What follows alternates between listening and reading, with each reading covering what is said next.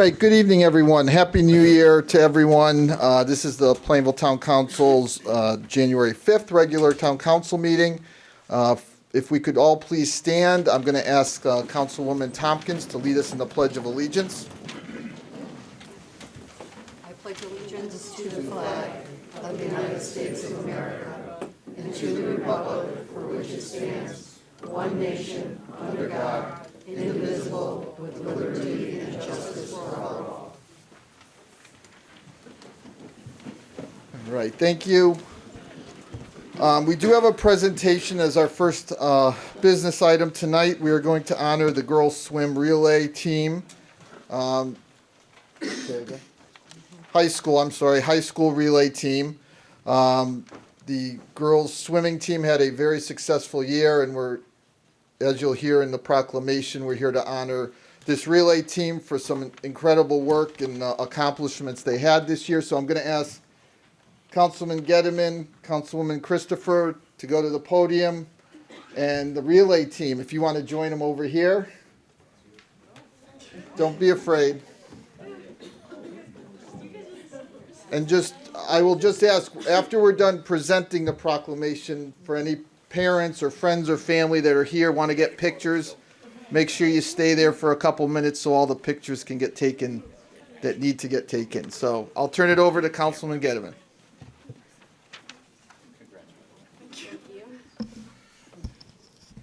Okay, so this is one of my favorite parts of being a town council member, is honoring amazing accomplishments like this.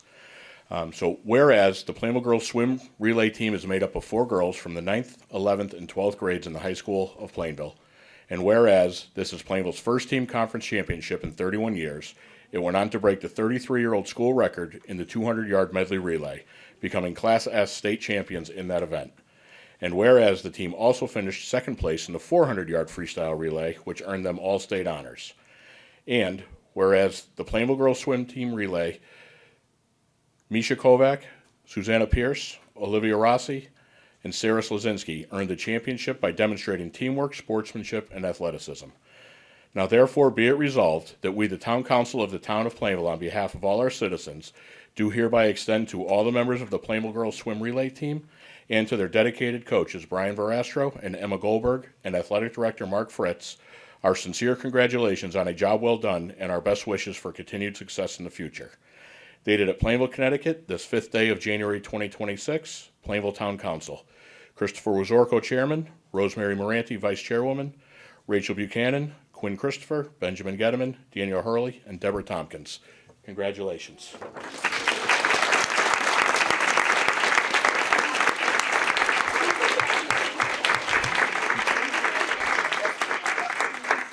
And if anyone, family or friends, want pictures, feel free to go over there, take some pictures. Also, we have a copy of the proclamation on the front desk right in front of me. If you want to take one home, feel free to grab a copy.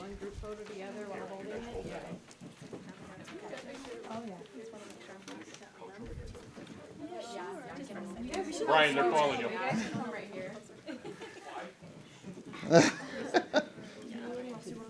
Yeah.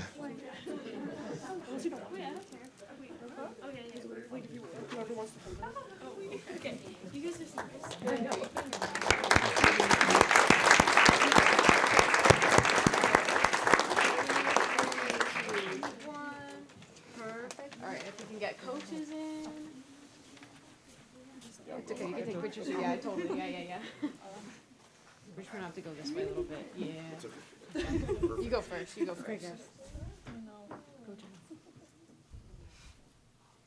All right, now over here real quick.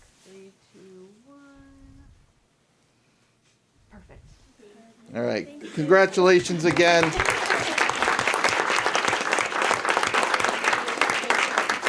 Girls, grab copies right there. Your parents You have- want them. And good luck in midterms for those that are taking midterms next week. Thank you all. Sorry.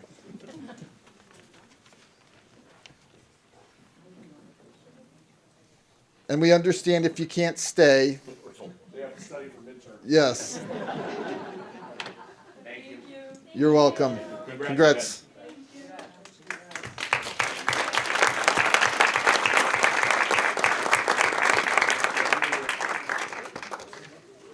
So no public hearing scheduled for this evening, so we can move right to item number 3, minutes of the previous meeting. We do have a couple meetings to vote on tonight. Mr. Anyone? Chair, Councilwoman Christopher. motion to approve the minutes of the December 15th, 2025 regular meeting and the December 18th, 2025 special meeting. Second. All right, we have a motion and a second. Are there any questions, comments, any changes? Seeing no one, all those in favor? Aye. Any opposed? Motion carries. Announcements and reports. Are there any announcements and reports this evening? Mr. Chairman, Councilwoman Tompkins. just to let everyone know, next week there is a ZBA meeting on Monday and a planning and zoning meeting on Tuesday. Thank you. All right, thank you. Any other announcements and reports? Mr. Chair, Yes, Councilwoman Buchanan. there is an Inland and Wetlands meeting on Wednesday and a Park and Recreations Committee meeting on Thursday. Okay, thank you. Anyone else with an announcement or report? All right, we can move to item 5, appointments and resignations. However, before I entertain a motion, we do have a resolution this evening that needs to be added to the agenda under new business. Is there someone that's willing to make that motion? It's a motion titled Resolution Regarding POCD Administrative Corrections. Mr. Chair, Councilwoman I move Moranti. that we add to the agenda the resolution regarding POCD administrative corrections. Second. Motion and a second. That'll be item 1, and tax refunds will move to item 2. Are there any questions, comments? All those in favor? Aye. Any opposed? Motion carries. All right, now back to appointments and resignations. We do have several fire department appointments to go through tonight. This is certainly the most I've ever seen in one meeting since I've been doing this. Mr. Chairman, Councilman Gettleman. I'd like to make a motion to appoint the following individuals as probationary firefighters to the Plainville Fire Department. Nick Chalapone, 77 Maria Road. Michael Deshane, 94 Sycamore Drive, Bristol. Jacob Jakim, 9 Bicycle Street. Daniel Pater, 10 Jeanette Drive. Hannah Paz, 3 Washburn Drive. And Brian Tremaine, 17 Persian. Second. All right, we have a motion and a second. Any questions? Good luck to everyone tonight that's going to be approved. All those in favor? Aye. Any opposed? Motion carries. It's nice to add 6 people, Yeah, that's for sure. shows our work paid. So motion 2, or I'm sorry, item 2. Mr. Chairman, Councilwoman Tompkins. Tompkins, yes, I'm Thank you. sorry. Motion to accept with regret the resignation of William Davidson from the Planning and Zoning Commission. And motion to appoint Thomas Fote as a regular member of Planning and Zoning Commission for the term ending January 2nd, 2030. All right, we have a motion and a second. Any comments or questions? I have a comment. yeah. Since Mr. Davison was on Planning and Zoning for almost 50 years, it would be great if the town could send him a letter of appreciation. Yes, I believe he's, I certainly noted, and I believe he's also eligible for a chair. as well. Yes. Thank you, So we will take care of that. All right, thank you. thank you. All right, any other questions or comments? All those in favor? Aye. Any opposed? Motion carries. Item 3, Mr. Chairman, Councilwoman Tompkins. motion to appoint Christopher Johnson, 69 Rockwell Avenue, as an alternate member of the Zoning Board of Appeals for the term ending October 1st, 2028. Second. Motion and a second. Any comments or questions? All those in favor? Aye. Any opposed? Motion carries. Any other appointments or reappointments this evening that we haven't already taken care of? All right, so we will move right to item 7, report of the town attorney. We do have several items tonight that we'll be discussing. Good evening. Good evening, Mr. Chair. There are a few things that I'd like to go over, and they're listed. So the first one is the nativity scene discussion. And so I just want to give a little background on this. I got a call sometime before Christmas from a reporter asking me if I'd seen the Facebook post, if I wanted to respond. And my response was, never been on Facebook, I don't know what you're talking about. And then told me that they understood that I had issued an opinion regarding the nativity scene, and I said, yes, I did. So I sent a copy of my opinion. They asked for it, filed a Freedom of Information request, and I sent them a copy, and I ended up getting quoted in the Current from one of my former law partners sent me a copy of the article. I did want to make some comments with regard to that opinion. So,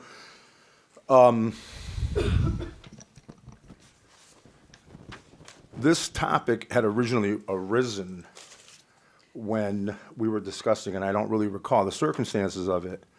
There had been a question with regard to the Christmas tree at the library, and that's how this topic first came up, is my memory. And my immediate reaction with regard to the Christmas tree was that it's secular. I don't see any issues whatsoever. It's really up to the library, the trustees, which I understand they did take some action on that, and I was never asked for an opinion with regard to that. However, in the course of those conversations, I was asked, and I cannot recall, but I was asked with regard to the town nativity scene, which I understood had been up for some time. And so my original research and my original actually inclination was that it sounded like it would be problematic to me. However, I did want to know more. So I asked the manager with regard to, how long it had been up there, what the origins of it were, et cetera.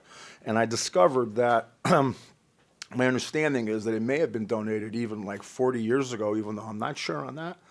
And I believe that it may have been worked on by high school students at some point, maybe 25 years ago, and then it's been up for a very long time. So I, determined what the facts were.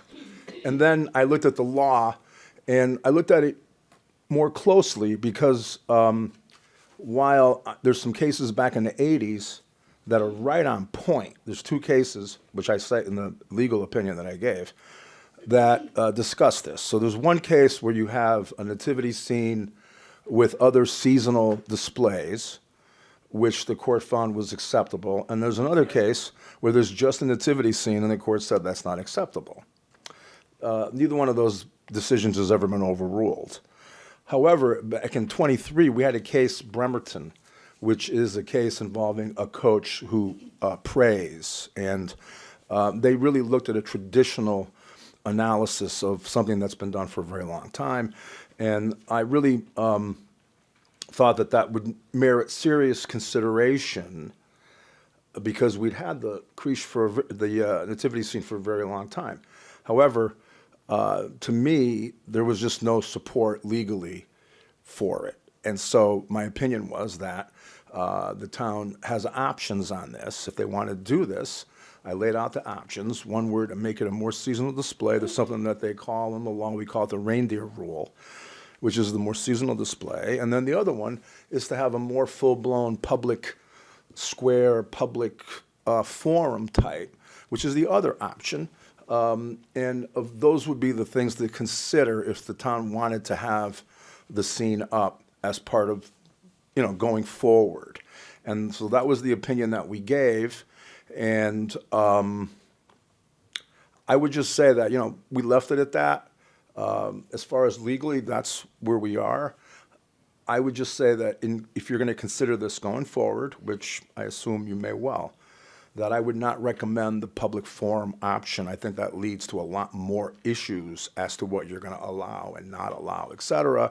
I would recommend having the town, if you chose to go with the seasonal display, that the town would decide and control what would be displayed all around, and through some type of a process that I would leave to the council to decide. If, in fact, you wanted to continue that, which I would also leave to the council to decide. But I do know that there was a lot of public interest in this, and I was quoted in the paper, and, my quote in the paper, I think, was, very personal, because I am Catholic. I do celebrate Christmas, and my church does have a nativity scene. However, it's not I just, legally, there's a substantial difference between having the town personnel put up a nativity scene on town property, and that's the only thing being displayed. And under the law, as I read it, would really raise a serious constitutional issue, and my opinion, there's just no choice but to make that. That's what my opinion is, and I stand on it, and you're not going to find a case that's contrary to that. So I just wanted to bring that, to summarize where we were with regard to that, because I know that there has been, apparently, like I said, I'm not, the only thing you'll ever see me on is LinkedIn, only because my firms have forced me to be on that in the past. Other than that, you'll never find me on that. I don't really follow that. It's just not what I do as far as legally. I don't really look at that. So, unless there's any questions, I have another one. Why don't we, I'm sorry to interrupt you, but why don't we Sure. stay on this in case there's questions or comments? Does anyone have regarding the nativity scene? Mr. Chair. Yes, Councilwoman Tompkins. Yeah, thank you.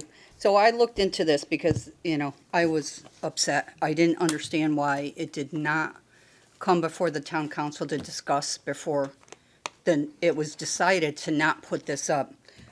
Your draft to the town manager was right after our first town council meeting where we had the discussion regarding the Christmas tree.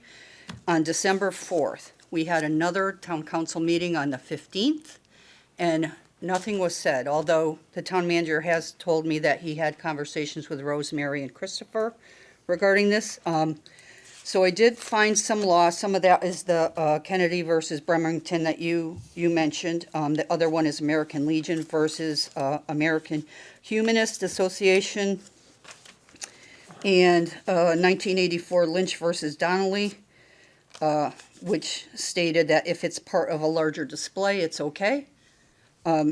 Which you also stated in your draft here. But the 2019 American Legion versus American Humanist and the 2022-23 Kennedy versus Bremerton School District stated that the town must consider history and tradition related to the public display. And given that these are a staple of the holiday for decades, that it would be okay to have the display up. So that's how I interpreted. Well, actually, I wrote it down verbatim, what it said. So I don't agree that it would have been a bad thing to have it up this year, and then let us discuss it next year and decide what we want to do, if we want to have a Santa and a reindeer or a Christmas tree or whatever, some secular items up. That next, this coming year, this coming Christmas, we can do things differently. Put a menorah. I know that one of the citizens had asked the town manager to put a menorah up near the nativity scene, and he was told no, that the town council would have to discuss it and agree to it, but, sorry. Sorry. Would have to discuss it, and it was never mentioned to us. I heard about it from the person that had spoken to him about it, but the town manager did not have us discuss whether we should put a menorah up with a nativity scene. So I just think there needs to be more communication and better communication than we've had. And I'm not happy with the way things were handled. So, thank you. Okay. I would just, if I could just make one comment, which is just on the legal issue, that I would disagree that there's any law that would support it. I don't agree. I understand, I know those cases. I don't agree that they support it. I think they're distinguishable. Even though it was tradition. It is, but in the coach case, he's praying, and he has the right to pray. That's the difference. The town doesn't have the right to pray as an entity. It doesn't have that right. The individual has that right. When I look at the legal analysis, there is a difference. And the Allegheny case, which is the one that says you can't have a creche by itself, is good law. It was a precedent when Bremerton was decided, and the Supreme Court did not overrule it. So for me, that is a precedent that's right on point, that's not been overruled by any other court. And I indicate in my opinion that I released that I did not see our Connecticut courts expanding the Bremerton rule. Those are the judges that are going to hear it. As the lawyer, predicting what the court will do, I'm very comfortable to say I don't see our courts expanding that rule. I don't, and that's just, let's say, icing on the cake, as far as my opinion is concerned. But for this year, I mean, we wouldn't have been brought into any kind of litigation for this year because it was just a few weeks Well, before the end those of the types of year. decisions I did not make. My legal opinion is my legal opinion, Okay. and it stands. I mean, one of Understood. the reasons why I was looking to be aggressive is that because I know that now on the federal level, a lot of attorneys disregard established law, and they want to go to the U.S. Supreme Court, which is fine. Mm-hmm. I don't think that's a wise strategy with regard to this particular issue. Okay, thank you. Okay. Yep. Mr. Chair? Yes. No, I want to thank the town attorney for his legal opinion. I think it was very straightforward advice, and I think it does give us a pretty clear path for going forward in terms of how we can incorporate, a religious component such as the nativity within our holiday displays. Did have one question, and I kind of assume I know the answer, but it's always worthwhile asking. To the town attorney, I had one question. I assume that if we wanted to add another religion-based component, such as a menorah, that we would be able to do so, as long as it was part of the larger display. I would agree with that, yes. Okay. I know it seems like an obvious question, but sometimes it's a good idea to ask the obvious. I would agree with that. However, there could be issues. I'd have to specifically look at that because you do have some distinguish. So what you have is you've got the Christmas season as being a holiday, and it really has become a holiday that is not, in my opinion, necessarily synonymous with religion. I mean, it's become a merchandising holiday. When I see a Christmas tree, I follow Christmas. I'm very religious. I was a lector in church for over 20 years. But when I see a Christmas tree, what I see is merchandising holiday. I see companies that are looking to make sales at the end of the year. Okay, and so when you look at the law on this as a seasonal display, it's the Christmas season. So then once you begin to introduce other religious elements, then I think you begin to have a much more vigorous debate where it is not as clear to me what the result would be. I can tell you very clearly that on that case, with the nativity scene that has the seasonal elements, that there was no other religious displays like a menorah. So when I look at the law, I can tell you, I know this case says this and we're okay. If we go beyond that, I don't really have an opinion. I think it could be a problem. That's my, I know I had researched I would have to research it. cases as well, and I am aware of that, which is why I asked the question. All right. Any other comments or questions? Mr. Chair, Yes, Councilwoman Buchanan. thank you. Thank you, Town Attorney, for providing us with that information. I think you hit the nail on the head that you were asked for an opinion and you gave it. And we really have to ask the question up the chain of command how we got here, because I don't think any of us were opposed to having the conversation. I think it was the timing of the conversation or the lack thereof. So a decision was made without any vigorous debate, and your draft of your legal opinion suggested many possible solutions, right? One of which would have been to put us into compliance with the existing scene in its existing place where it's been since 1978, to my knowledge, without any legal recourse. And I know for a fact that within the last 3 years, at least, there has not been one complaint. So I understand your opinion that it could have potentially put us out of compliance for the future, but we weren't in the future, we were in the present. And on December 4th, an opinion was being given about something to be discussed on December 15th, which was less than 10 days away from Christmas. So the manger was not put up, a decision was made, without any vigorous debate. So I'm happy to have those conversations moving forward, and I think that the library Christmas tree did evoke a lot of feelings, emotions from the town. And to your point, Town Attorney, the library did make a different decision. They made their different decision on December 9th. So this all does go hand in hand. And as far as social media goes, the new town square is Plainville Talks. We have a very robust social media Town of Plainville page that is proving to be highly successful.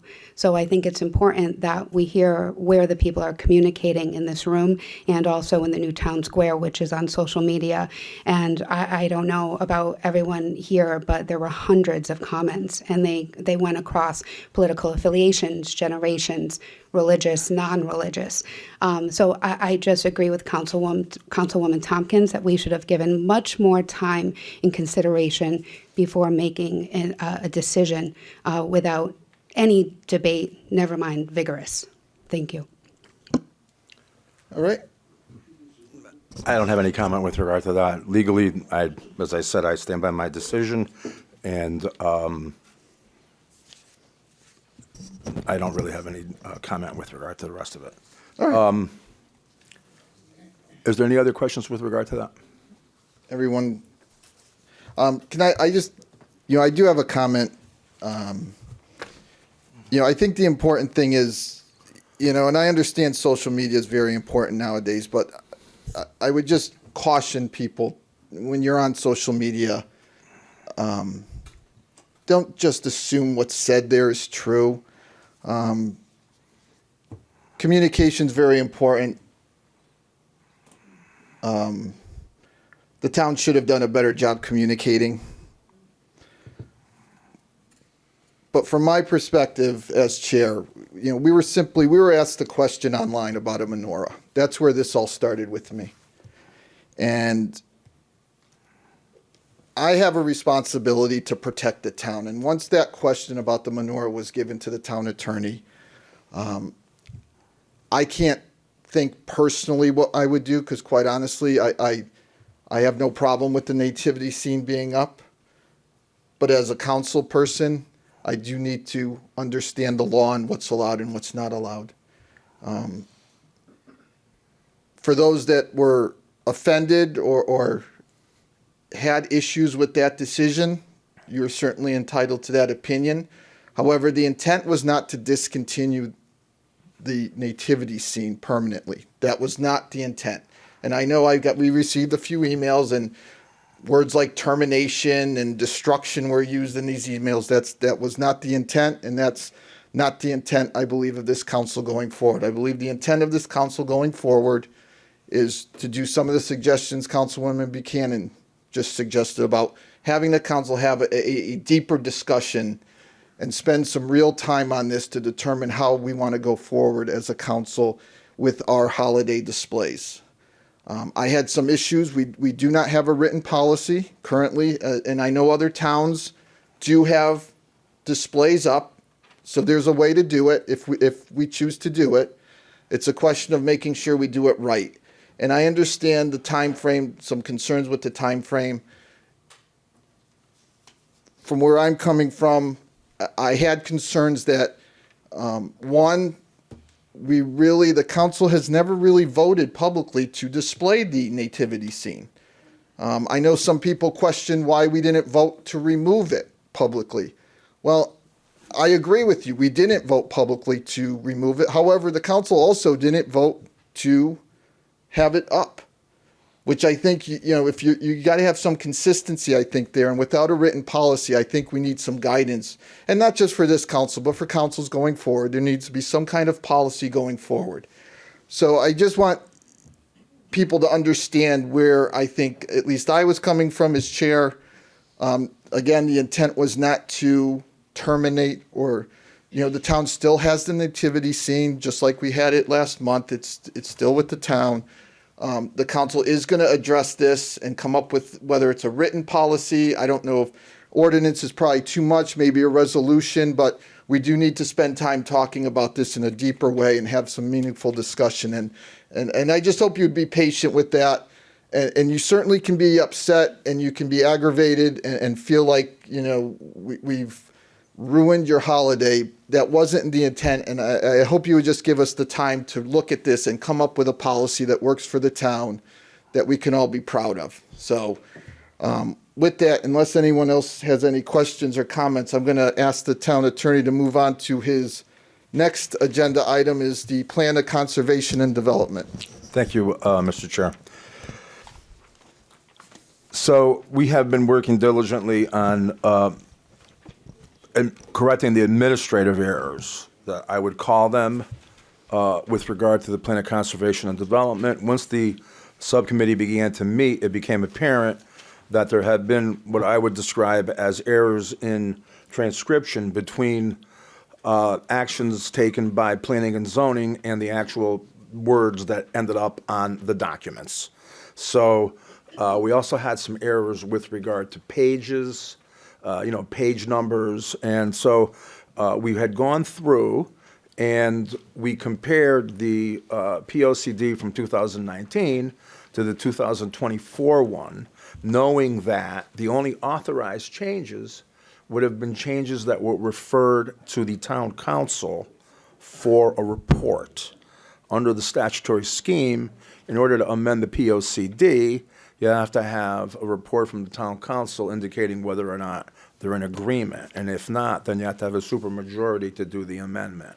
And so the law was clear to us that if that process is not followed, then any amendment to the POCD will be what we call void ab initio, meaning that it's void and that it would have no effect. And so when we went through there, what we basically looked for were any changes from the 2019 version that did not correlate to a vote from the town council with a report and then a vote with planning and zoning adopting that amendment. If that process was not gone through, we then went and we corrected it. So we had the right page numbers and then there were some changes that had to do just with making it easier to read it. Like some of the boxes were red or purple. I mean, it was easier to have them come out. So there was just some changes that were made with regard to the background, but there were no substantive changes. The words didn't change. It was just a way to have it be clearer in the document itself. So with those changes, we reviewed all of them and we went through them very specifically and approved them at the last meeting, which we actually have a resolution tonight. So that I'm very comfortable that after we do this, that we will have the absolutely accurate version of the Plan of Conservation and Development has been properly amended by planning and zoning. Now, we do have, and we do intend to go and have an application to make the change to with regard to one of the amendments that planning and zoning did vote on, and they did adopt, that resulted in the change of the map, one of the maps that we had, that had to do with the illustration of where the new land that was being added that would qualify for PDD, it was on that page, that map. So those changes in the notation, those changes were adopted and they're part of the POCD, and our intention is to go back and have planning and zoning amend it to remove those changes and clarify that the only change that should have been made to the maps was to just indicate the additional land that would not qualify for PDD treatment. So it would qualify, they could apply. And so those are the changes that we're going to make. What we plan on doing we have a resolution tonight that if you adopt it, we're going to then present that to the planning and zoning on their next meeting on the 13th, that this is the POCD corrected version, administratively corrected. And just so that we put them on notice of that, and then after it's been presented to them, this resolution then authorizes town staff to post that POCD as being accurate on the website and with the town clerk's office. And then from there, we're going to file the application to make that last amendment that we believe we have to make an application. It's not administrative. We do need to go back. And actually, planning and zoning will be pretty much in charge of that process once we write a letter to start that. So we do want to, part of this is also just coordinating with planning and zoning. Unfortunately, I moved pretty fast on this at the beginning and probably should have contacted them and had more coordination with them. However, at this point, I'm pretty comfortable that we'll be able to work together to solve this problem, in my view. So that's where we are with that right now. We were going to have a meeting tomorrow night, which we've moved to next Monday. So our next subcommittee meeting will be next Monday at 5 p.m. And could I just interrupt an a second? agenda. Is there a way, because I know several people here are interested in the plan of conservation and development, could we just make copies of the resolution so people could see it Yeah. even, I know it's a little unusual, but yeah, once we have copies, if anyone's interested in a copy of the resolution, feel free to come get, well, imagine we'll put it on the front table, feel free to grab one. Mr. Chair? Yes. Is this going to be forwarded to planning and zoning prior to their meeting on the 13th? Yes. Yes, Okay, thank you. so that they have it. And then we'll come back on the 27th, I believe, will be the next meeting where we'll try to do the application. So that way, they'll get it in 2 bites, Okay. sort of. Good. I think that would be easier. That's what my thought was. Okay, thank you. All right, any other comments or questions on the resolution or the plan of conservation and development? Mr. resolution? Chair, I just Yes. have a follow-up question for Town Attorney, please. And for my clarification, being on the subcommittee, I'm learning as we go. I noticed in that you just said the map with the illustrations, and I know we're not to use those interchangeably. So when we send over the administrative suggestions, that is correcting the map or the illustration? We're not correcting anything. We're amending. The administrative Forgive me, language is suggestions important. are leaving the amendment as it was. We're not changing it. When we go back for the application, we're going to ask them to amend it, to go from the map to an illustration, which was there previously. So that right now, the 24 amendment got adopted. Those maps were exhibits. So when they voted, those maps got adopted. So that map has its zoning lines on it now, and it has the area of the added PDD, right?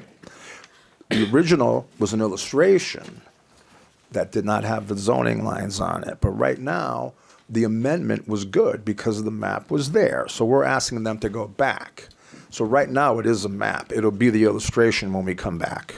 I'm trying really hard, and I'm reading it, and I am learning. So this is, I can imagine for the layperson, map illustration. It's a lot to learn. So I give kudos to everyone that has been educating and learning along the way because it's a lot. So thank you for the clarification. No, I appreciate that. It is.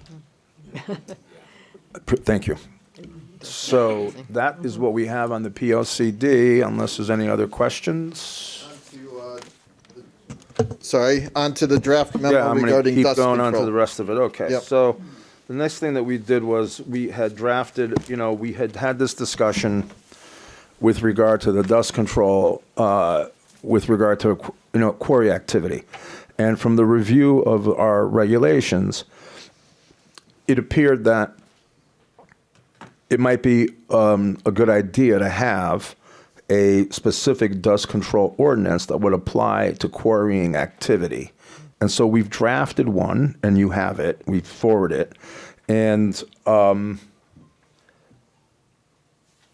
there are a number of decisions to be made. So if you go through that, and I really don't want to go through that, and I'd like to have you go through the draft, because you'll see I pointed out a number of decisions. So as you know, the Department of Public Safety and the mining have primary jurisdiction over the operations, the mining and quarry operations, and the blasting, okay? The town has authority to protect the health and safety of its residents. So to the extent that the town makes legislative findings that there is some potential effect to the health and safety of its residents, and here in particular because of the dust issue that I've heard complaints about, and have had some presentations with regard to that. And it's called fugitive dust, they call it. Because of that, and that appears to be a legitimate concern for the town can consider passing an ordinance. But you cannot encroach on areas where the state and federal government have primary responsibility. That's called preemption. So I've laid out in my memo, those questions of authority and what we would need to look at. But I'm comfortable that under the proper circumstances and properly limited, that the town does have the authority to pass a dust control ordinance. And I think that from the presentations that I've heard with regard to the concerns, that it would answer a lot of the residents' concerns. I don't know that, there's complete solutions, but it would definitely address the concerns, and then we could go from there. And a couple of the things that are in there are, how do you enforce it? I mean, one of the things we're recommending is it goes to the health director, and I'd like to have planning and zoning at least take a look at it also, and then council, and then we go from there. And this is going to take some work, but I think it's a good starting point what we've sent you. All right. Any questions? I know it's a draft that we just got, so I don't anticipate too many questions yet, but Just take a certainly good look and at it. yeah, let me, I'm more than happy to answer questions. I know that it's a very complicated issue. Next. Yeah, and I think there was one other thing you wanted me, that I was going to cover that I don't have in front of my notes now, Mr. Chair. Yeah, I don't remember either, sorry. I think there was one other, just give me. We talked about like 8 things. I know, we had a lot of different things today. It's all right. When it pops in your head, we can come back to it. Yeah, I'm just not going to be, I'm not recalling what that last thing was. But when it pops in your head, If you have any questions, just, bring it up. But at that point, unless there's any other questions, that's all I have for my report. I appreciate it. Thank you. All right. Thank you for your report. At this point, we can move to item 8, report of the town manager. Good evening. Good evening, Mr. Chairman. I have just 4 items before we get to happenings. I'll be brief. These are not very lengthy. Item number 1 is just more of informational. It's about the Connecticut DOT repairs to Crooked Street Bridge and a upcoming lane reduction. Just want the public to know that project manager James Greenwald, PE of STV Inc., is on this DOT project and will be performing repairs to this bridge beginning in January. Traffic over this bridge will be reduced to 1 lane in each direction as detailed in your attached drawings.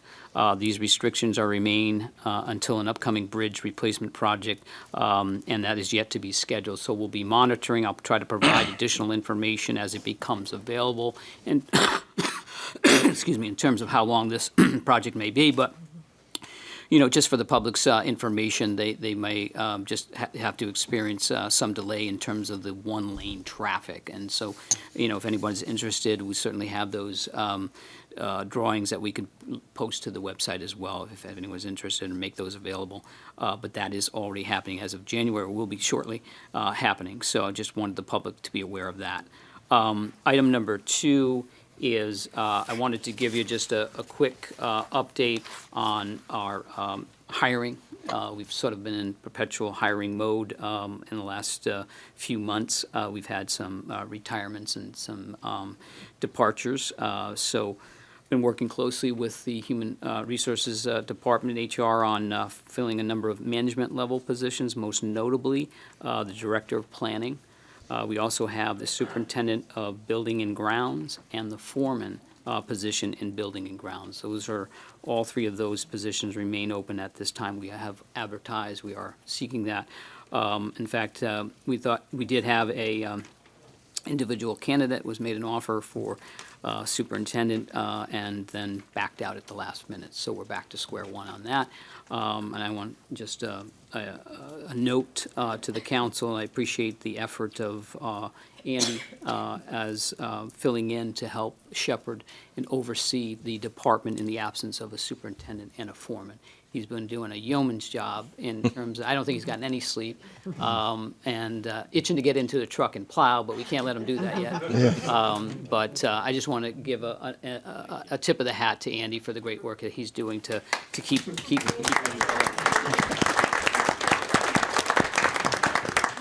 So we are looking in total for 6 full-time positions at this point. So we have the superintendent, we have the foreman, we have the town planner. We're also looking for an office professional in the assessment revenue office. We're looking for a maintainer truck driver in roadways and a recreation coordinator, all full-time positions. In addition to that, we have 3 part-time positions, a part-time office assistant at senior center, our communications coordinator, office assistant in the town manager's office, and then a per diem dial-a-ride driver. So we're trying to make some headway on those open positions. So we'll do the best we can and hope that we can, cast a wider net and, attract some qualified candidates. So I'll keep you up to date on that. Item number 3 is a discussion on the America 250 committee discussion, and as you know, that I think most of you have heard about that, but July 4th, 2026 marks the 250th anniversary of the signing of the Declaration of Independence, and the America 250 Connecticut Commission was created to help Connecticut commemorate this milestone. In addition to honoring 1776, the commission aims to inspire grassroots efforts that promote inclusivity and belonging among Connecticut's residents, looking back beyond the last 250 years and ahead toward a shared future. The America 250 Connecticut Commission is working to plan and coordinate activities commemorating the 250th anniversary of the nation's founding and enhance tourism, economic development, historic education and preservation, and other outdoor recreation within the state, and coordinate, engage, and liaise with the U.S. Commission and other local, county, state commissions, as well as private public organizations and partners. So the state is helping to guide with various meetings and newsletters and directives. The Commission will develop and encourage and execute an inclusive celebration, commemoration, and observance of 250th anniversary of the Declaration of Independence through civic, culture, and historic educational events and programming. So essentially, it is up to the municipalities to decide how far, how deep, and how wide they want to do that. And I'm suggesting to the council that you consider putting together a committee to look at that. I've also included a draft template for a proclamation for the town council to consider. We could look at that. Any suggestions or comments I'll be happy to take, and we could bring that back for the next meeting in terms of our commitment to begin to put a committee and put some planning behind the organizing the events for July of this year.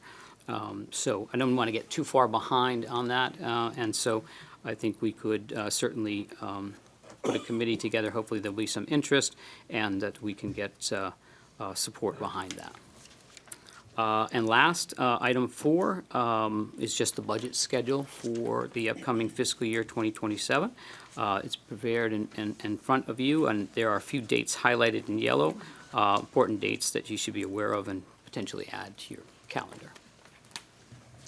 That is all I All have. right. I'll be happy to So answer any questions. yeah, let's first talk about the America 250.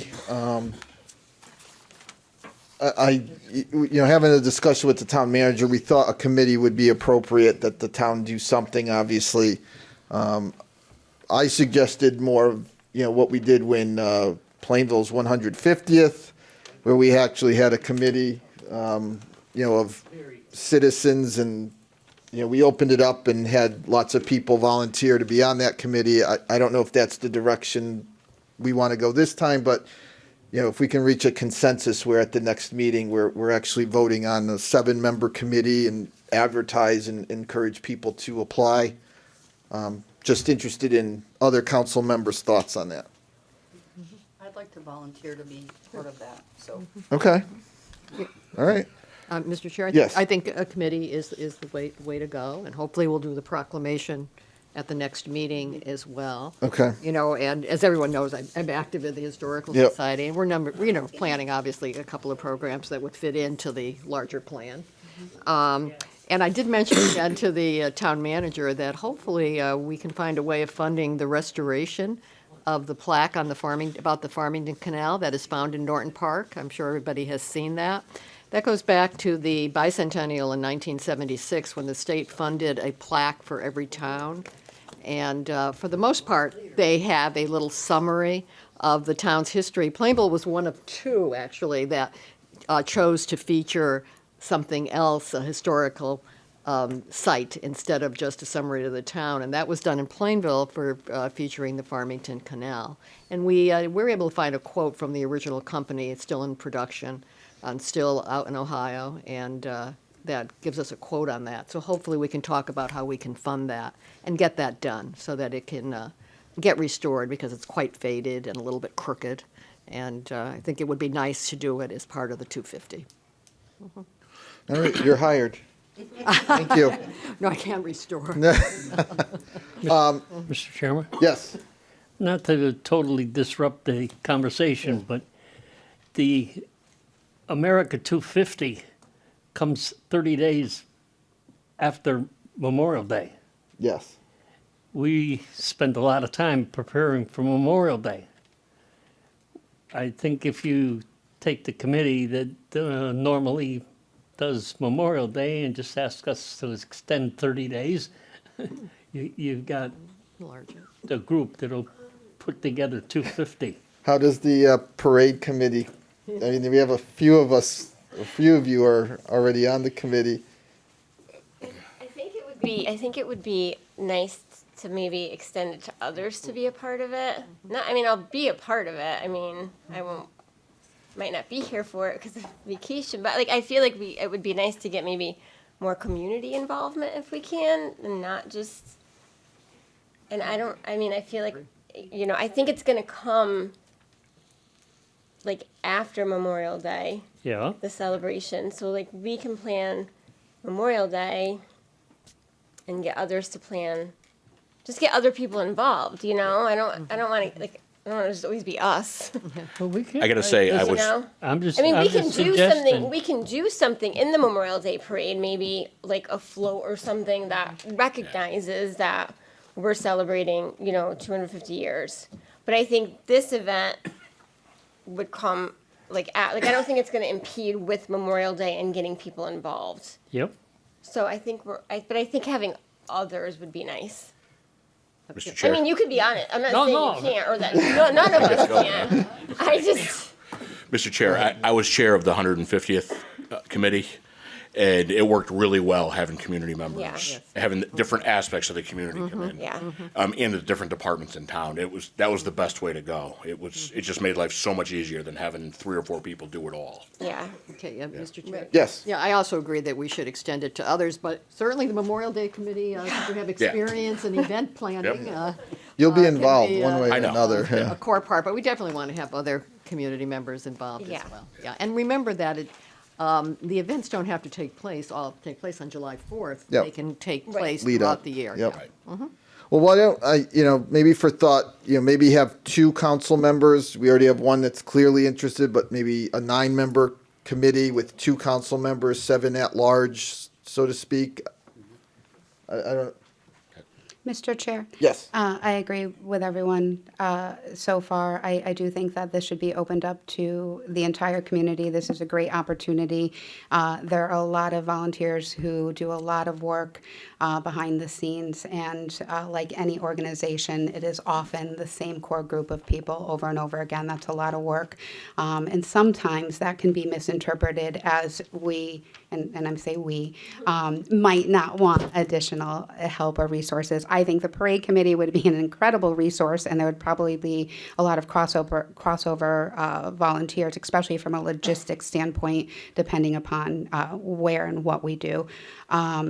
With what you just said, I also would, this is something I've really wanted to be involved in. What you just said would limit that probably if there were only 2 people allowed from the town council, but there's other ways to be involved, other ways to support. But I do agree that we should certainly especially reach out to some of our younger community members to bring them a part of this planning and celebration. Thank you. All right, so I think over the next 2 weeks, well, 2 weeks plus 1 day until our next regular meeting, certainly the proclamation, everyone's interested in having that on the next agenda to take action on. And we'll work out details on actually, appointing or advertising for the appointment of a committee. for the America 250, and we'll go from there. Okay. Everyone's on the same page? Yep. Yeah. Okay. All right. Any other questions or comments for the I town have, manager? I have one question. The DOT, Crooked Street Bridge, did they give you any indication of highway lane closures?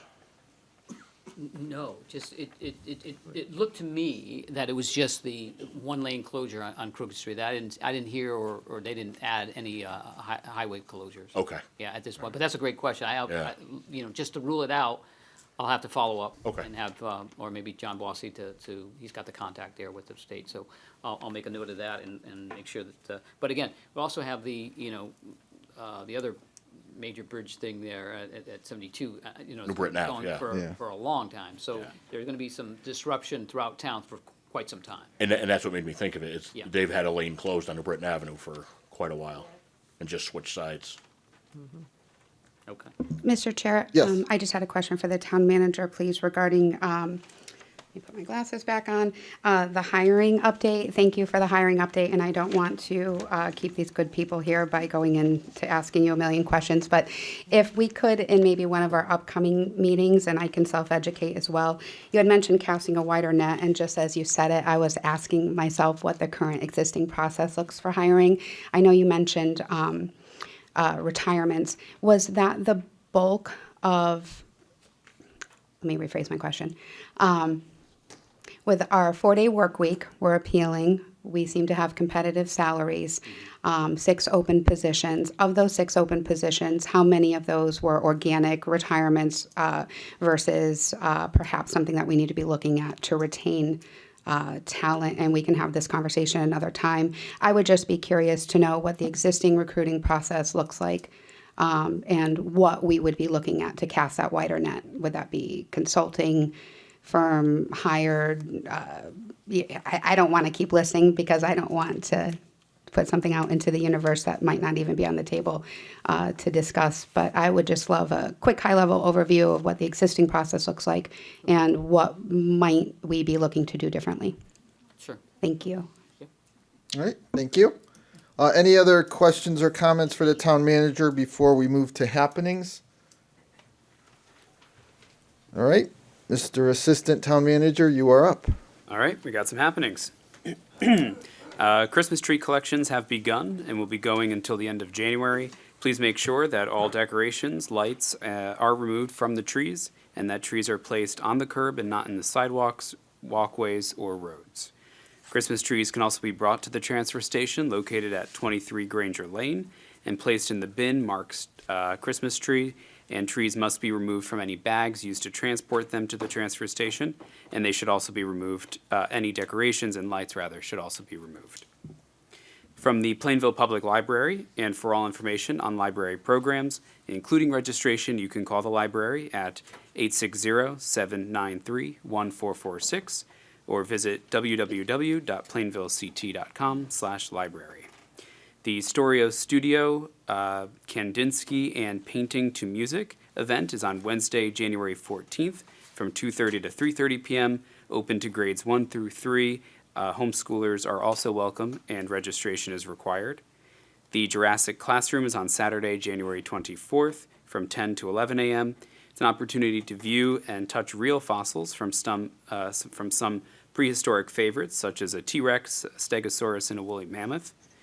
Participants may come at any point during that hour, but they are encouraged to come earlier to allow enough time to explore. This is open to ages 3 and up. No registration is required. There's a new book club at the library called Coffee and Cozies. This is on Thursday, January 15th from 10 to 11 a.m. That's their first meeting. And at this meeting, you'll be joining for some coffee and a general book discussion. All adults are welcome. The library will be providing coffee. And finally, from the Senior Center, and for all information on Senior Center programs, you can call the Senior Center at 860-747-5728. All programs are free and open to the public unless otherwise indicated. Caregiving Connections is on Tuesday, January 13th from 10 to 11 a.m. This is an opportunity to connect with fellow caregivers in a supportive space where you can share experiences, challenges, and encouragement. Technology Tuesday is Tuesday, January 13th from 10 a.m. to 12 p.m. A Plainville Public Library staff member will be available to assist members with any tech issues that they may be having. We ask that you do set up an appointment in advance by calling the Senior Center. And the Prevent Heart Attacks event is on Thursday, January 15th from 3 to 4 p.m. Join cardiac surgeon Dr. Jennifer Perry to learn the warning signs of heart disease and how to prevent a heart attack, of which 80% are preventable. So that's all I have for today. All right, thank you. Is there anything else for the town manager or assistant town manager before we move on to public comment?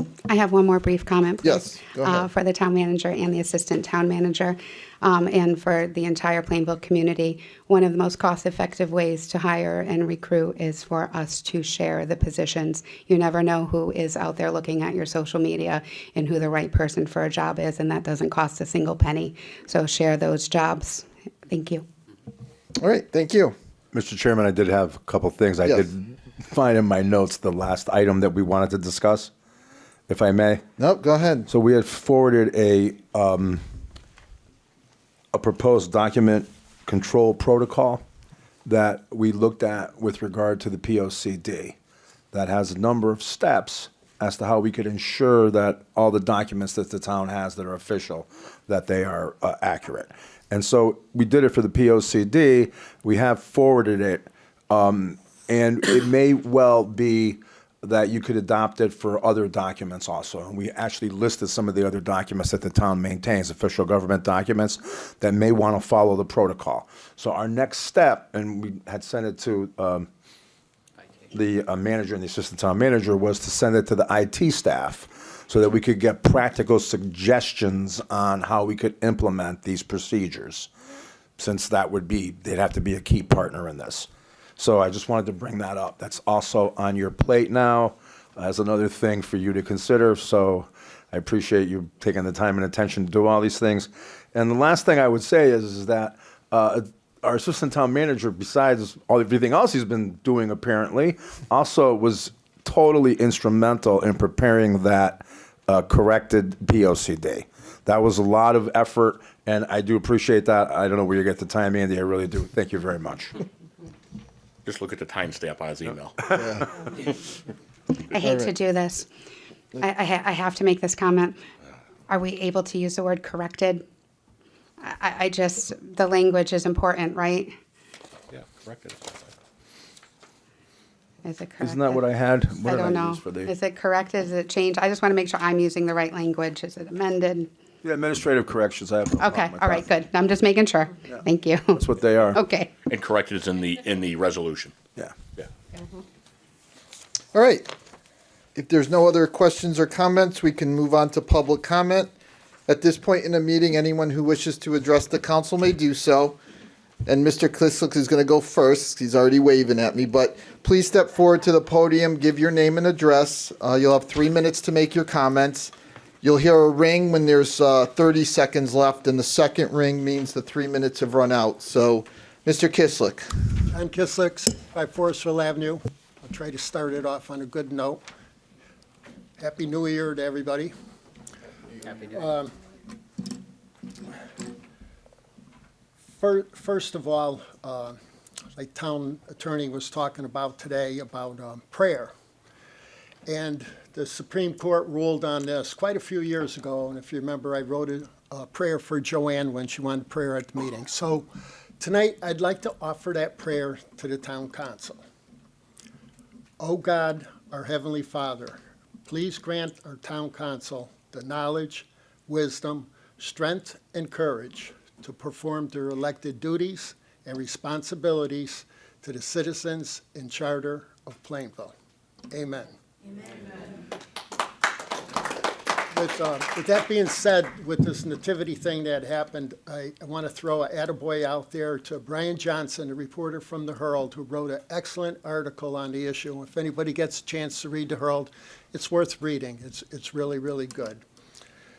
And the other thing with Chris, I've failed to recognize the fact after the last council meeting election that you are now the legitimate chairman of the town council as a high vote getter, so I won't be asking you to step down for that reason.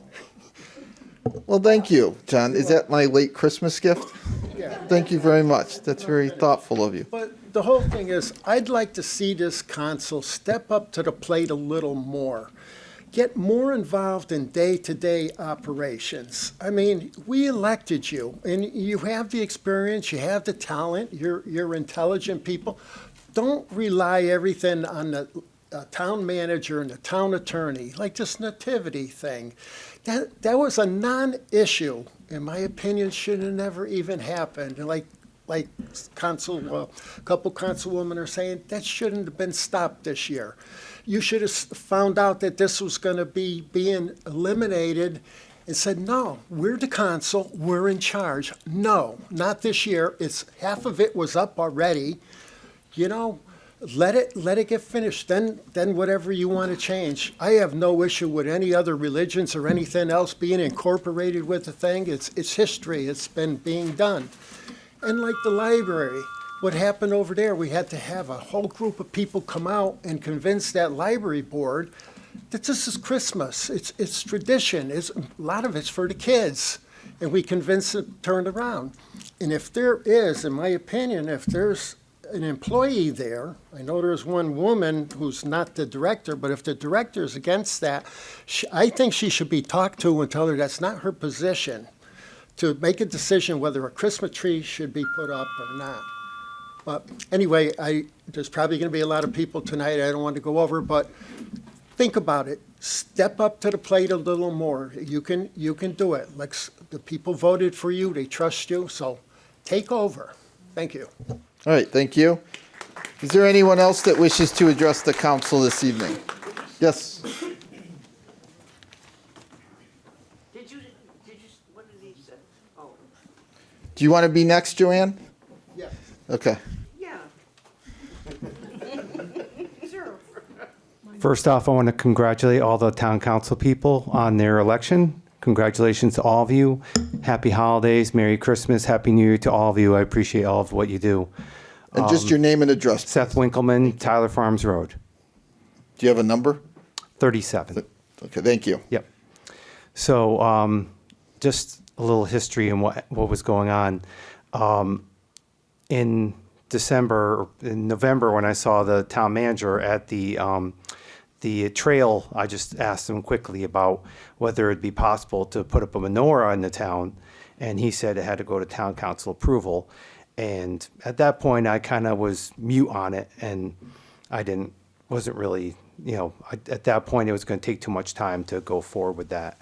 But I became concerned when I saw that all of a sudden the Christmas tree was put up within a couple of weeks, and there was no town council approval, and that kind of hurt me as a Jewish American. When I was at college at CCSU, they had I was involved in student government, and there was going to be they wanted to put up a tree in the center of the dormitories, and they said they wanted to call the holiday tree. And I said, don't call the holiday tree, call the Christmas tree. That's what it is. It's a Christmas tree, and I have no problem doing that. If you want to put up a Christmas tree, go ahead and do it. And you can go ahead and put up whatever faith you are. I support everybody. I come from an interfaith household. My wife is Catholic. I have a Christmas tree in my house. And the backlash I got online was, to be honest, revolting. I got people saying Free Palestine to me. I got people telling me that I need to go to a Christmas tree lighting and hand out hot chocolate. And, to me, it's disrespectful. I was one that was supporting the nativity scene. So I feel that by throwing me under the bus, telling me that's my fault, that you're not having a nativity scene is totally disrespectful. It's throwing the Jewish guy under the bus. I support having a nativity scene. I support Christmas tree lighting. So that's just how I feel, and I appreciate your time. Thank you. All right, thank you. All right. Mrs. Edmond.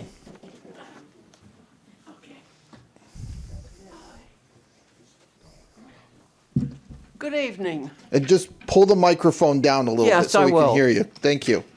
And my voice is loud enough, so I couldn't hardly hear anybody, but my voice is loud. because I can't hear hardly. So, Joanne Edmond, 166 West Main Street. I have to say, the nativity scene fiasco was really a bad decision this year. You really messed with tradition. And the tree situation over at the library was another bad decision. They should have, if the lights went out on the big tree that they usually have, they should have quickly bought another one or looked to Marketplace or something to get, it was very bland over there. And the little one that they put up after we squawked at their board meeting was so little and so bland that if you blinked, you'd miss it. They didn't want us to see it. It was like Christmas. I told you last time there was a war on Christmas here in Plainville, and that shouldn't be. We are a traditional people, and who are the heathens among us that wanting to pull the Christ out of Christmas? Why? Why would you do something like that? Or listen to a few people. Never mind a few. I don't care what the state says. I don't care what social media says. We should do as we have always done, if it's a good Christian thing to do, right?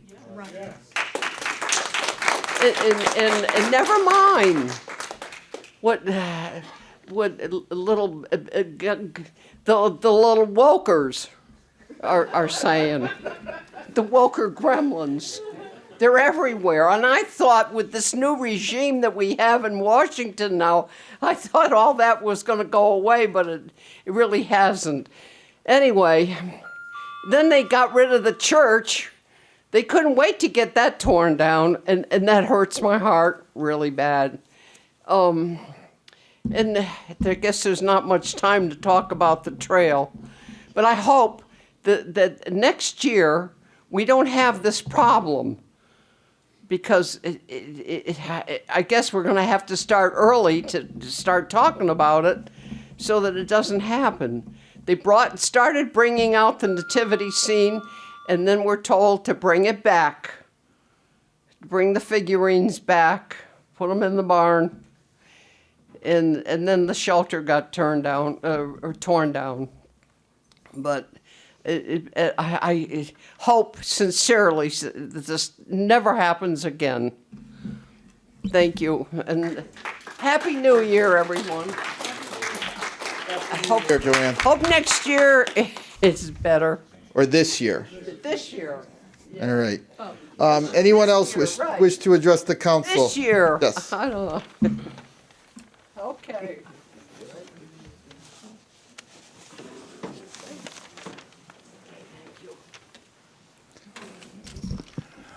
Father M. David Dawson, 15 South Canal Street, which half of you already know. I'm just going to stick with my prepared comments, just keep emotion out of it. Councilpersons of our town of Plainville, thank you for the opportunity to speak with you this evening. Sorry, like everybody else, I got a cold. I do sick calls. Not surprisingly, I'm here to discuss the missing Plainville nativity scene. Despite the framing in the press, I do not wish to contextualize this in a partisan terms, because it shouldn't be. An individual's lived faith is the cornerstone of who they are, and should always supersede any political ties and other agendas. Plainville and every American town is more than one faith or ethnicity, yet it is also more than just the immediate moment on the calendar. Plainville has a history of its people from its beginning until now.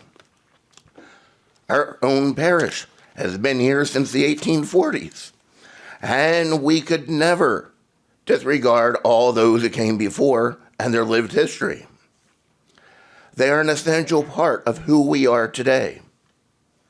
Given my own brief tenure here, I had to check with others about Plainville history. I learned from others who verified memories of at minimum 40, 50 years where our town has celebrated Christmas, utilizing the display of a nativity scene.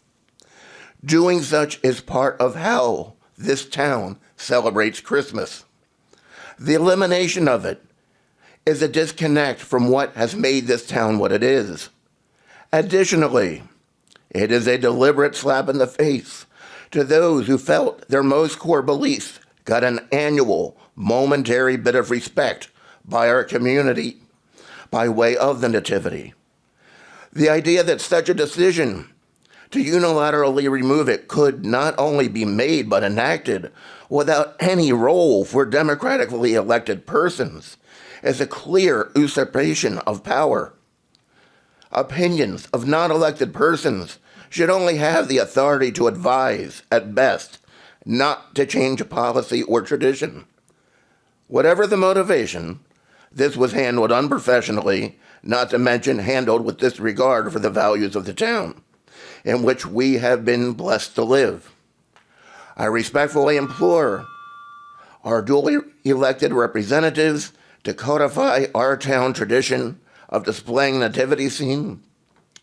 Regarding whether other elements are to be added near it, the one who is celebrated by way of a faithful nativity always has room for one more.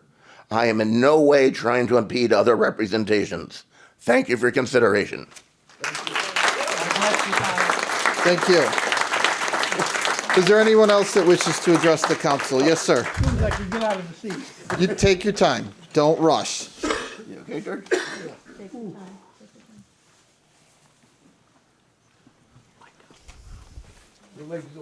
Don't rush. We will be here as long as we need to be here. Hey, George Fensick, 2 Pinecrest Drive. I guess you were right, Chris. The whole nativity scene was not handled very well by the town in general. It was sort of the same issue that at the library with the Christmas tree. That was not handled very well either. There was no public input at all on either end of it, either issue. The town did get publicity, 2 big articles, front page, Channel 30 News, but it wasn't good publicity for us. And that's something we should take into consideration. We don't look good to some people, I'm sure. There could have been some simple ways of handling this, possibly, from what we have learned, is that if you have the nativity scene along with a secular item, that's acceptable. Part of the reindeer clause, I think they call it. And so if you had moved the nativity scene to the firehouse property where there's a Christmas tree, put it up there. You've met your requirements. The other issue, of course, is the longevity of doing this for the past at least 40 years. So I don't see any reason why it can't be done. I know it's going to be up between you and the attorney, but to cancel it altogether, the way it was done was not a very good way of doing it. That's all. Thank you. All right, thank you. Someone else had their hand up. I'm sorry. Is there anyone else? Yes, sir. Oh, hold on 1 second. Sure. Okay.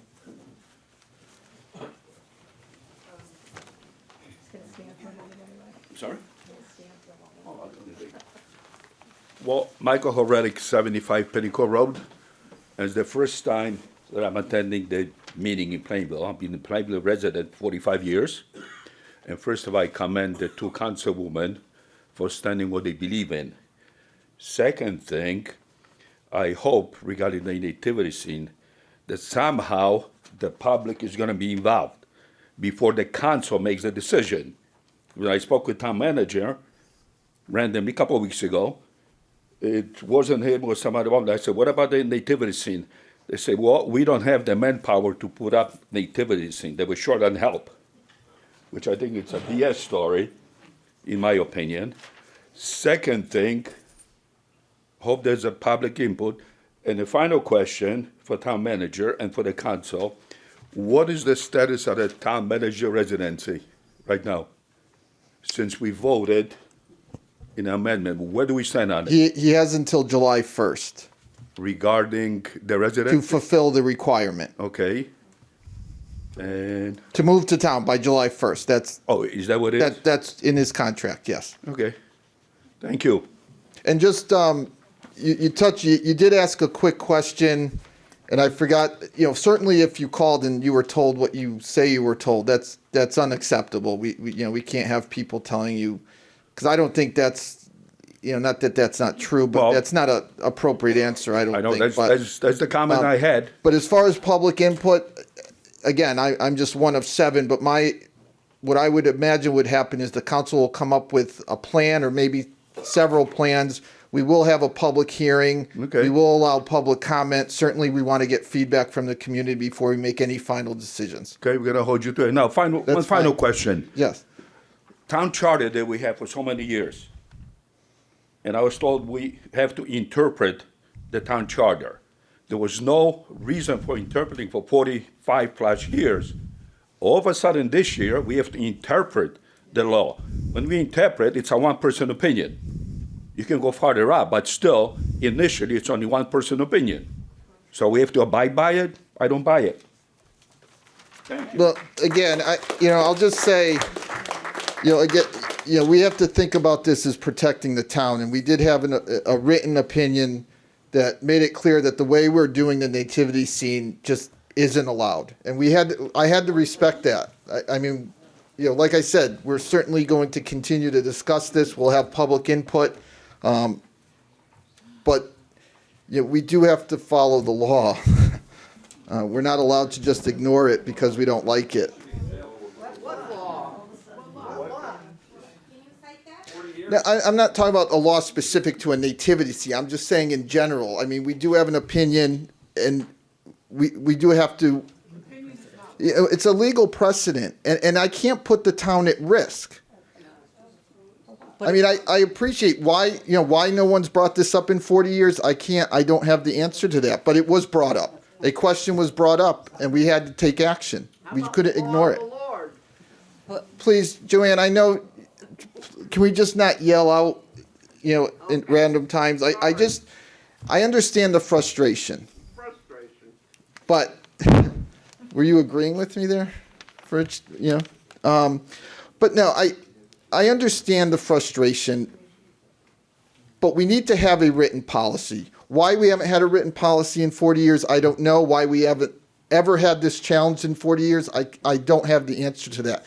But the question was posed about adding a menorah, and that we had a responsibility to ask that question about what it would take to add a menorah. We asked the town attorney, who is here to protect the town, what his opinion on that was, and that's where we are. So here's where we are. Whether you agree or disagree how we got here or should we be here, we're here. And I am trying, and I believe all 7 of us up here are trying to find a way to continue the tradition. But maybe it's time for a new tradition. Maybe it's something a little different than just the nativity scene itself. And we're going to talk about it, and we're going to discuss it. We're going to allow public input. We want public input. So I'm certainly, you're allowed to have your frustration and express it tonight. That's why we're here under this public comment section. But it wasn't nefarious. We weren't doing it,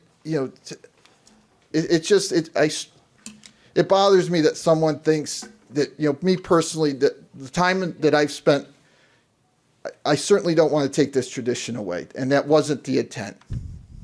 Yes, Ms. Dennehy. Good evening, Gail Dennehy, 28 Perrin Road. Happy New Year to everybody. Happy New Year. Mr. Kislick talked about a article that Mr. Johnson wrote in the New Britain Herald Bristol Press. I picked them all up for you today because I'm not sure that you even see these. I'm going to go over some of the comments in here.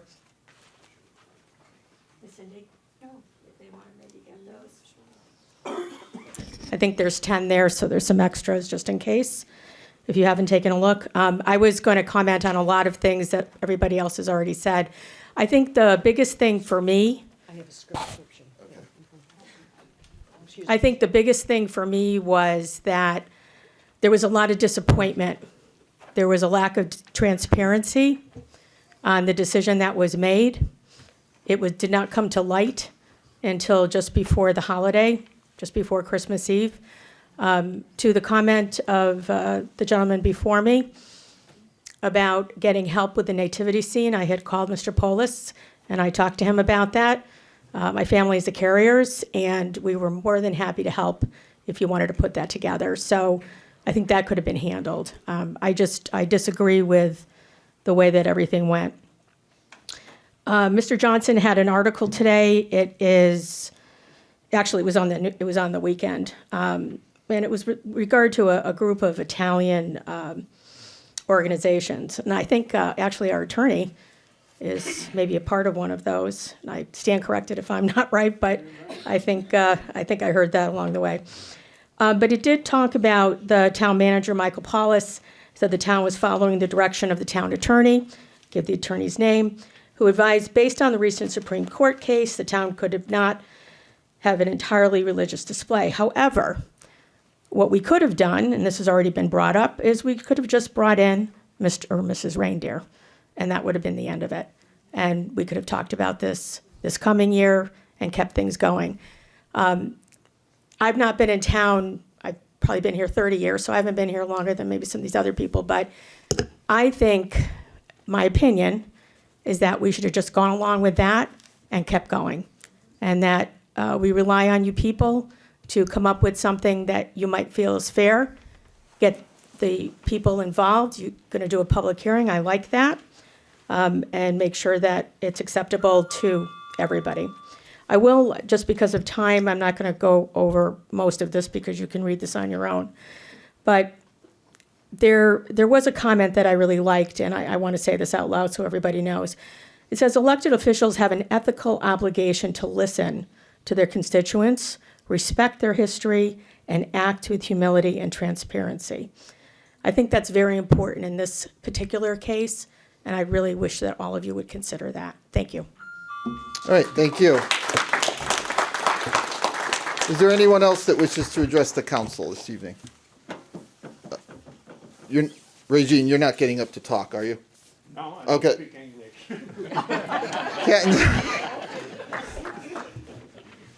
We could have Gail translate if you need to. I'm sure she can help us. Joey Catanzaro, 2 Hollis Lane. Just have a quick comment on the nativity thing. I think we could have done that far better. I totally agree with Gail. From my understanding, since it was done like one day before Christmas Eve, that decision was made. Like, if you could have made it, a few weeks out and be able to, have a town council decision on it, so everybody kind of knew what was going on. I think that would have been really helpful as a former member of the council. I think that would have been, respectful to the citizens. Also, the Italian organizations, they're not, just people writing in. Every person there is a president of a national Italian organization. And I myself actually represent as a, Italian president with over 10,000 members of the Italian American Alliance. We are not really happy about this. And this has spread to Boston and New York as far as almost the rest of the East Coast. So it's being seen as pretty bad. But regardless, I think the best option would have been to, if you guys really think it's going to be a huge legal issue, which nobody complained about, by the way, it would have been awesome if you guys would have just done the secular option, fair for everyone, put the reindeer up there, and then after that come up with an alternative issue that works for everybody, the menorah, the Kwanzaa, everything like that. I think that would have been an awesome issue and everybody would have been happy, and then you would have had ample time for planning next year. If you guys can, come up with a plan that's fair to everybody, to celebrate everybody, not to cancel everybody, that would be amazing. I yield the rest of my time. All right, thank you. Anyone else wish to address the council? Yes, Ms. Charette.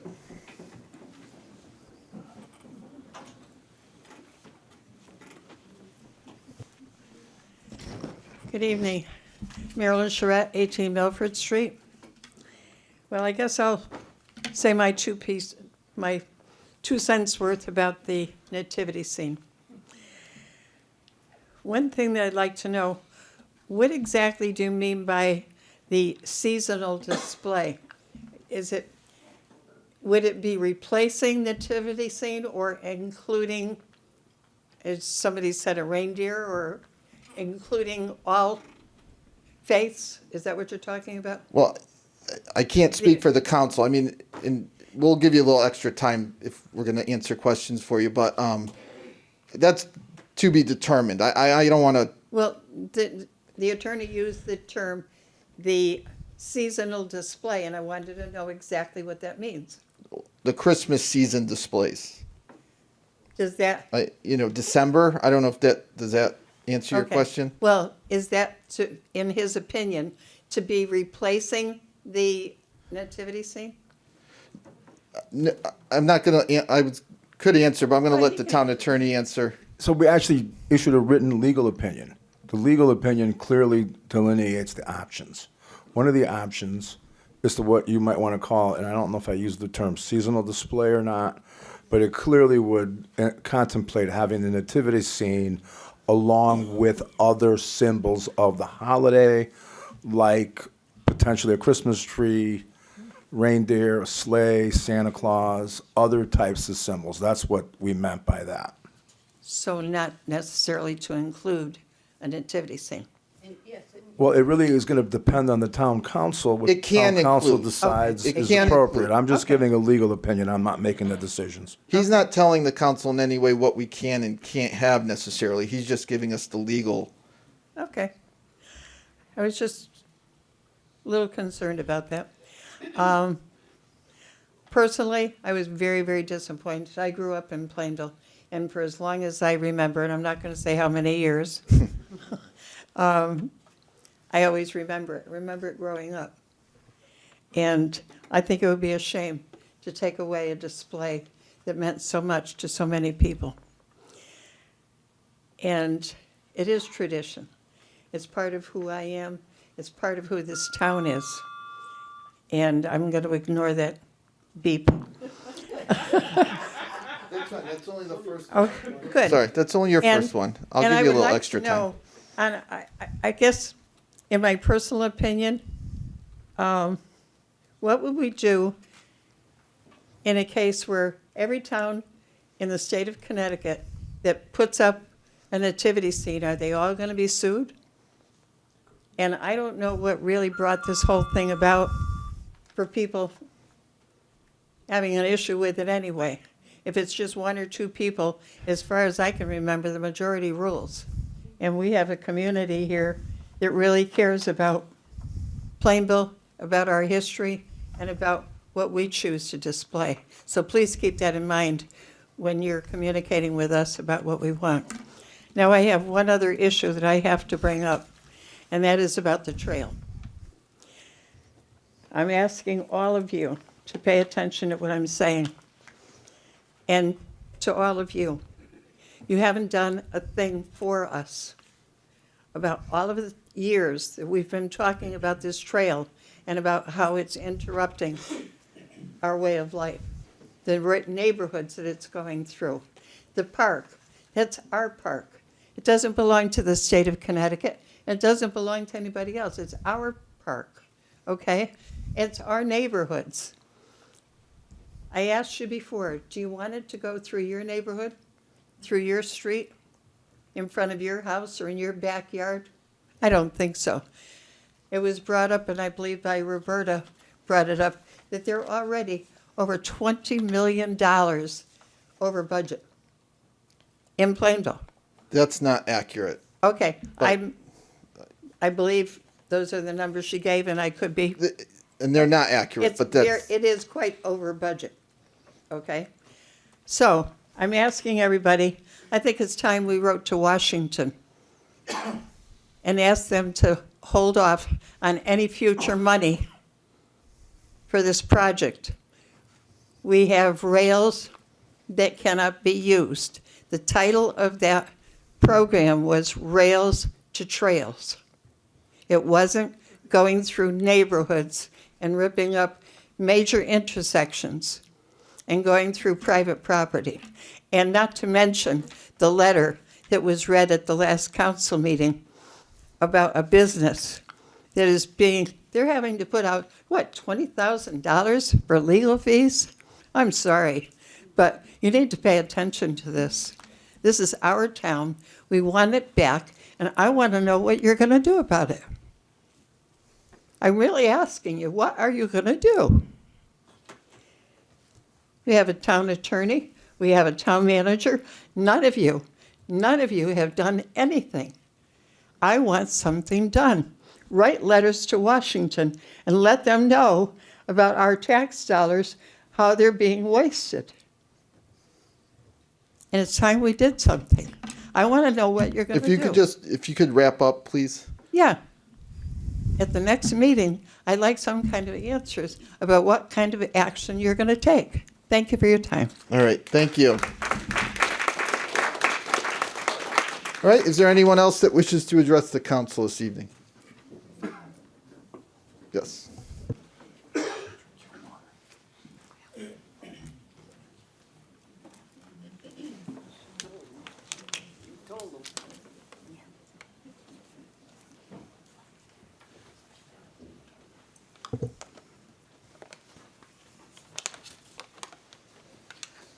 Good evening, Cassandra Clark, 129 Tomlinson. The first question, or not question, the first thing I'd like to say is, in general, the meetings that I've come to for town council, I've noticed that there's been dialogue between the council and those giving statements. Becky Terrell, some of you know her, some of you don't. When we were on the Board of Education, it was a firm belief that statements given were not part of dialogue. It was a time when the public could just speak, and there's no reason to keep explaining from your side. So that's just a suggestion, take it or leave it. I think that would help move the, meetings along. The second thing I wanted to say is I am very good friends with several Jewish people. Throwing somebody who's Jewish or the question of a menorah and putting that as the primary reason why all this happened bears on the side of anti-Semitism. And I want you to really think about that. Just for a moment. This wasn't an action or request of taking something down and not putting up something. This was an action or request of inclusion. What if it was somebody else? What if it was somebody who was Muslim on a different holiday? What if it was somebody who was from an African American who wanted Kwanzaa included? The ramifications, I think, would be different. Third, I have been sitting across from you guys on your right, and I noticed that our town attorney has been very snarky with his smiles and his grins and the rolling of the eyes, and that has been noticed by everybody that can see you. There is no reason. You are hired by our town. You're our employee. At least be respectful. And finally, I'd like to say that, this is my last 30 seconds, we have had so many Christians persecuted and killed in Nigeria in the last 2 months. We could have taken the time as a community to include the opportunity of teaching our community about this and really had, a way of including a lot of people instead of excluding. And I think it's very sad to know that that's a story that isn't being told. And you know why they're being persecuted is just for being Christian. That's it. They're not even allowed to go into church, and when they do, they've been pulled out of church and massacred. Children taken away. Hundreds. So I pray that our town, across the board, recognizes that there's other places you can't have displays. If you look at North Korea, at night, it's dark. So be the light. Be the light that Christ asked you to be. Thank you. Thank you. Anyone else wish to address the council this evening?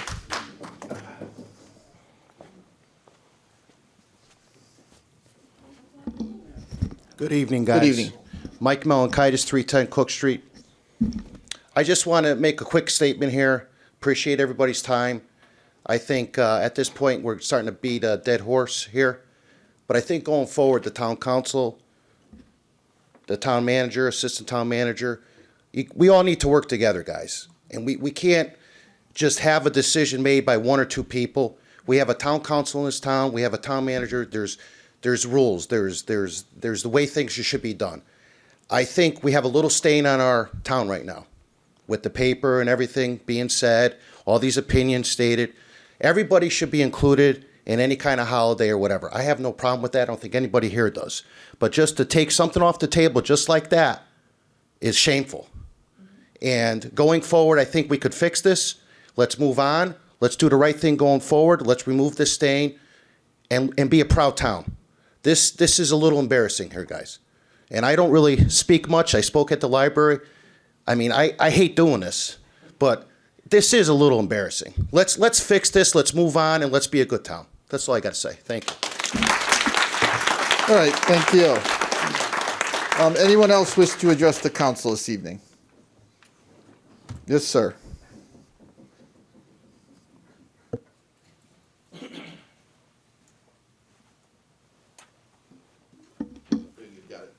Roger Plord, 81 Metacom. I'm going to change the subject here, guys. Who do you talk to shovel sidewalks on New Britain Avenue? I call the police department, nothing seems to happen. Well, ideally, they have 24. I'm sorry. Yeah, ideally, they have 24 hours to clear it off. Worked in a lot of years. I would recommend you call the town manager's office. I mean, you take from Metacomet down all the to way down. Extra Mart. There are people Yeah, walking the I street. mean, obviously, You're the gonna wait owners till of the somebody property, gets hurt yeah. before you guys do something. I called the police department Saturday, and we'll send an officer out and come down here. It's still not done. Okay, we can follow up on that. All right. All right, thank you. All right, anyone else wish to address the council?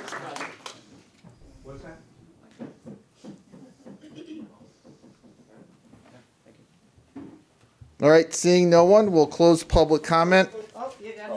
Oh, yes, sir. Mr. Szalski.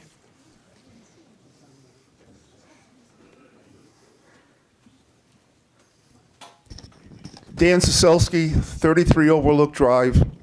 As I listened this evening to the comments, one of the things that surfaces here that concerns me, and that is the lack of communication between management and the council as to what happened over the last few weeks.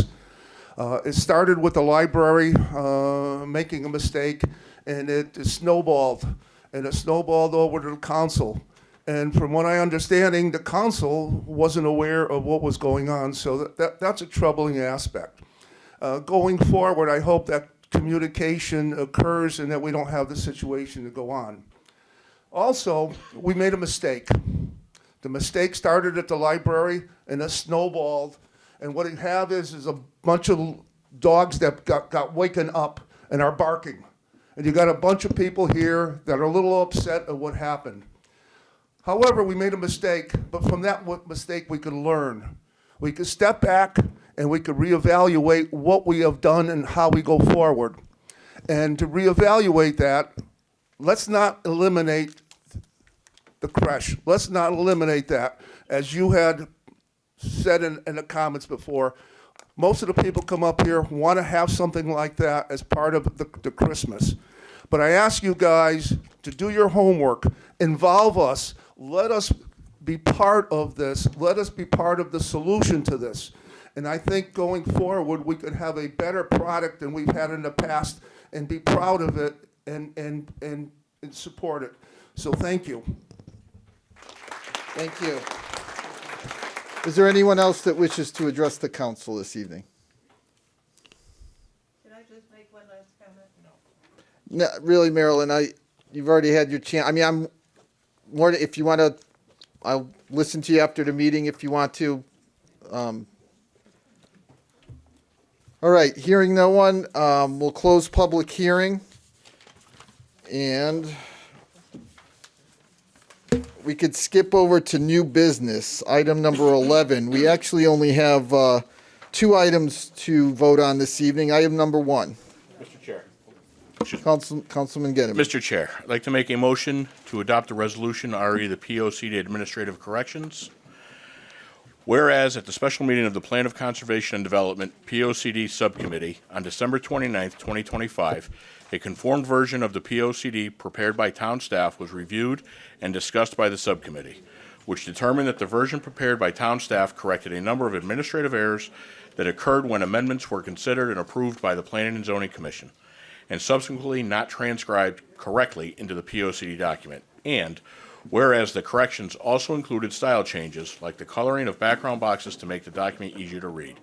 And whereas a motion to accept and recommend approval to the town council of the proposed POCD draft administrative corrections presented by town staff was passed unanimously by the subcommittee to include the following changes. Number 1, cover page, add January 14th, 2025 amended version. Number 2, page 5, add amendment denoted by purple text or contained in purple box. Number 3, page 54, relocate to the position of page 63 and renumber accordingly. Number 4, add page 54 from the 2019 version of the POCD in the page 54 position. Number 5, page 55, change all amendments to purple and more clearly label amendment to ensure consistency. Number 6, page 55, remove text.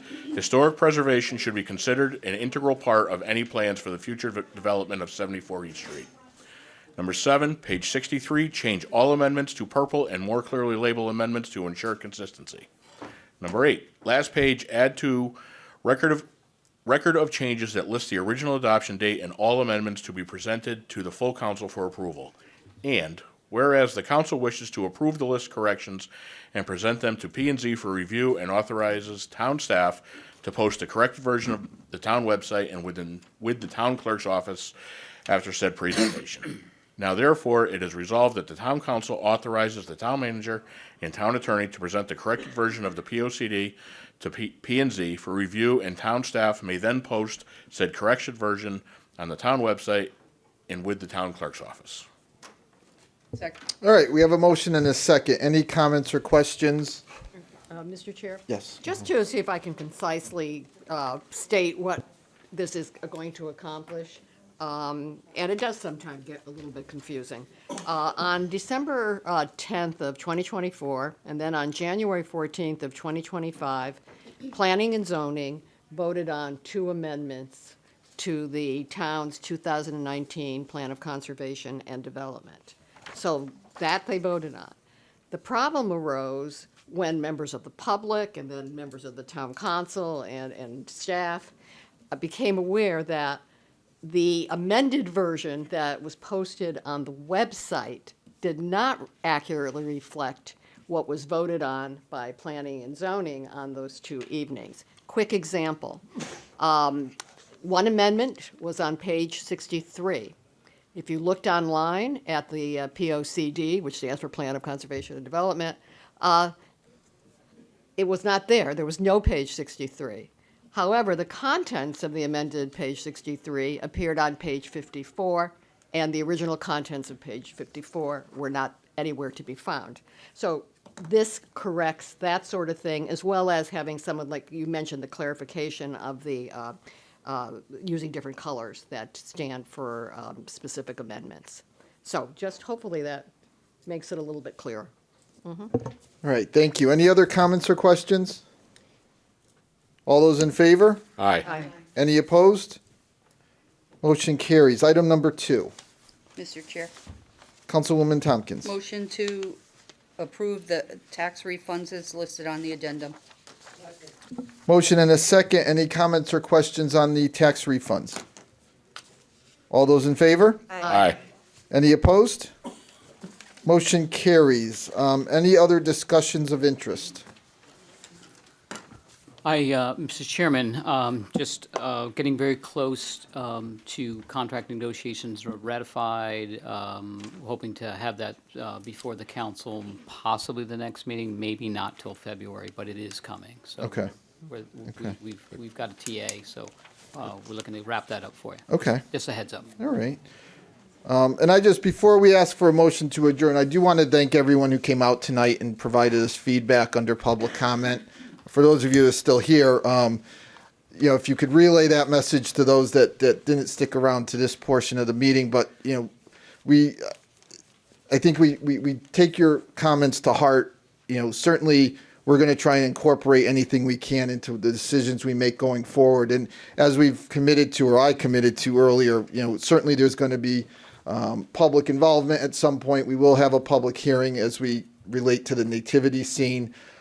So, there certainly isn't going to be something that's going to go by without the public knowing what's going on and having an opportunity to comment. So thank you again for your comments. And everyone, have a great rest of your week. And again, Happy New Year to everyone. Hopefully it'll be a great year for everybody. Anyone want to make a motion to adjourn? So moved. All right, we have a motion and a second. All those in favor? Aye. Any opposed? We'll be back on Tuesday, the 20th of January, due to Martin Luther King Day being Monday the 19th. So that'll be our next regular meeting.